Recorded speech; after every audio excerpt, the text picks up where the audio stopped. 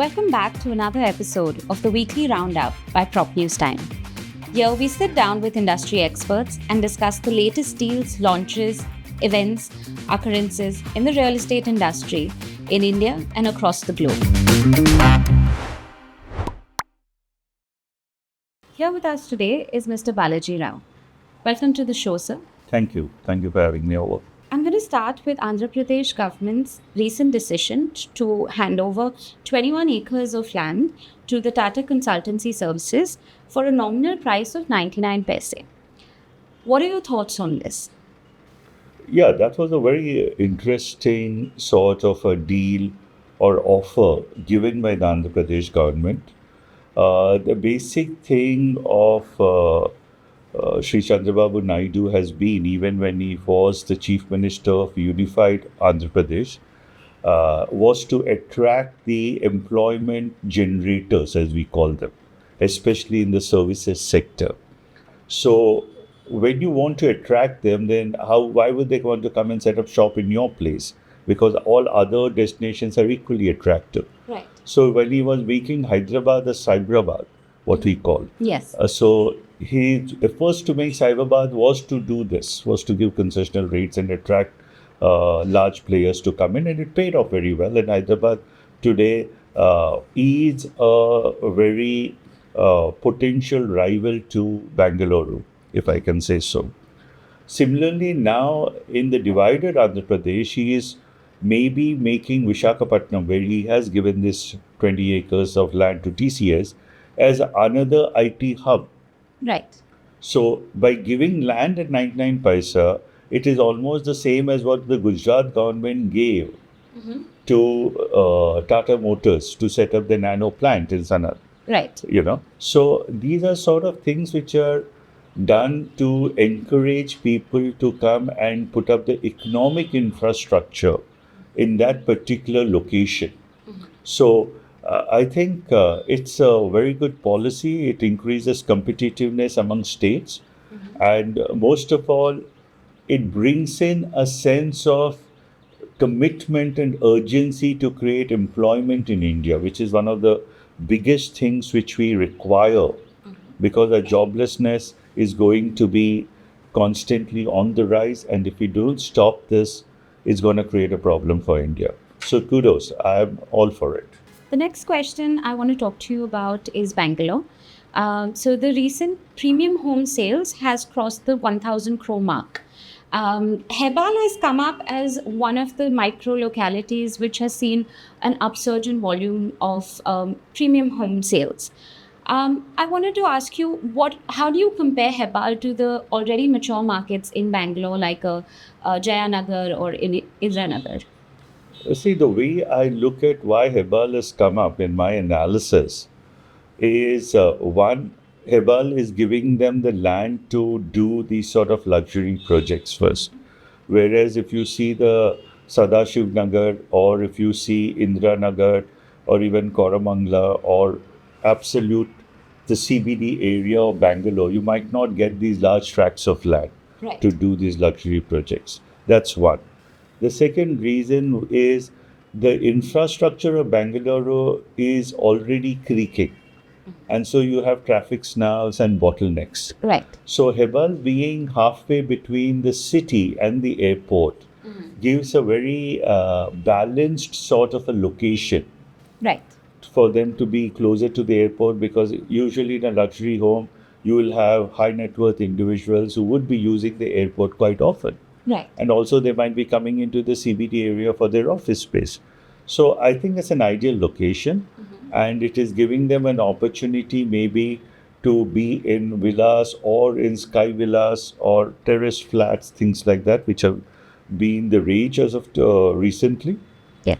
So why they have gone up is precisely, I think, Bengaluru for a long time, unlike Bombay and even NCR, lacked having these luxury homes. Right.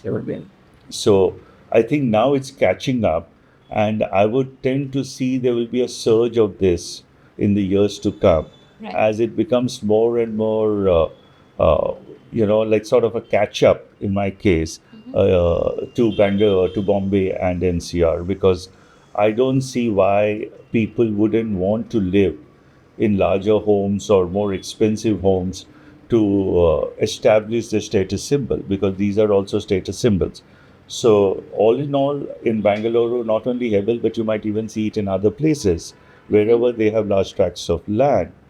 The proposal to give these sort of luxury gated network, gated communities or condominiums. Right. But can only a higher concentration of luxury projects necessarily make a location premium or sort of sought after? You see, what makes a premium luxurious or sought after is the gentry, as I always Yes. say. Yeah. So, let's say when you do luxury homes, Yes. then you're assuming, and rightly so, that the gentry will follow. And the gentry which goes into these luxury homes will be high net worth individuals. Right. So slowly you're making an enclave for those people, so because they'll be like minded, same status, same economic backgrounds, maybe. So those sort of gentry will always come up in that locality. Right. So the first step is to have the luxury homes and the more premium homes in these localities if you want to attract the gentry.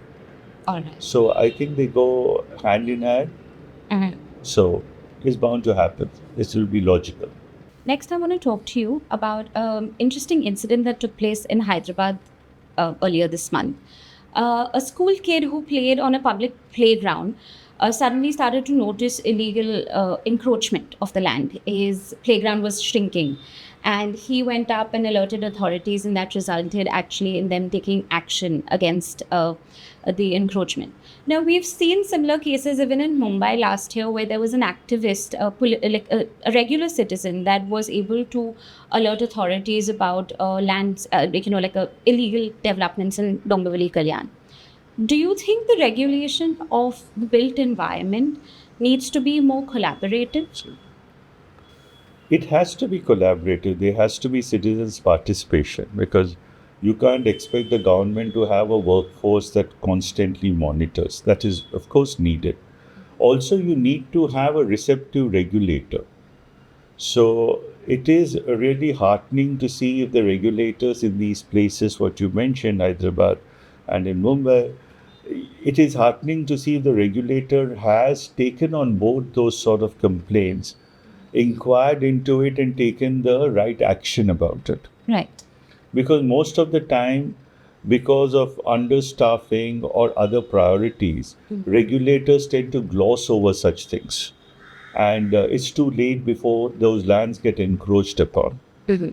Government land or public land is the most valuable resource any government has. Right. So to lose it very casually to slum dwellers or to goons or to other sort of unlawful elements is really a sad sign, of lack of regulation and oversee. Right. Should citizens participate? All the more. I truly believe to help a local municipal corporation, Yes. you need to have local action committees, what we call, where citizens of a particular locality should come together, form a band, and take up these issues where streets are being encroached with unauthorized hawkers, or such public land is being unencroached or is being encroached by these sort of unlawful elements. And the regulator then should have the teeth to be able to enforce it and evict them in time, Right. rather than just settle down there and start trying to have rights on the property. Understood. So, on a similar vein, I want to talk to you about the Supreme Court's decision to allow people to conduct peaceful protests. They have defended the people's rights under Article 19 of our Constitution. Now, most of these protests that home buyers do are on account of stalled projects, because their money is stuck, they don't have an answer. In India, currently, there are over 2,000 stalled projects across the major cities.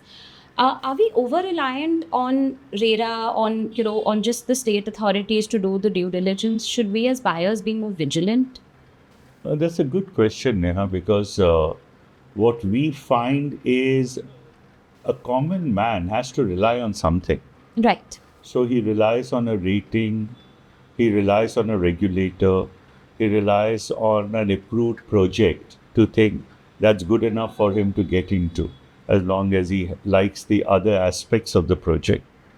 But in reality, in real estate, unfortunately, the unorganized market, Yes. which are smaller and medium sized developers, is much bigger in size than the organized market. Organized market is only about 20% at the max any time, and 80% is the unorganized market. And in the unorganized market, you have a lot of fly by night operators Right. who are Johnny come latelys, who have just come in with some wealth, ill gotten or otherwise, and who grab land and who start a construction.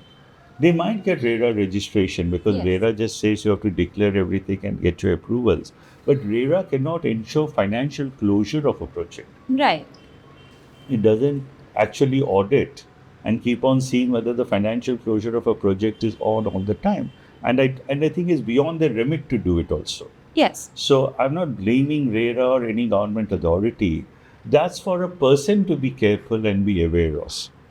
Right. So people, before committing themselves to such under construction projects, should always do their own due diligence, as you said, and not just rely upon a RERA approval or that a project has been approved by so and so home finance authority. Right. Everybody thinks, oh, that guy has done the due diligence. That is Yes. only a preliminary one. It doesn't talk about financial closure.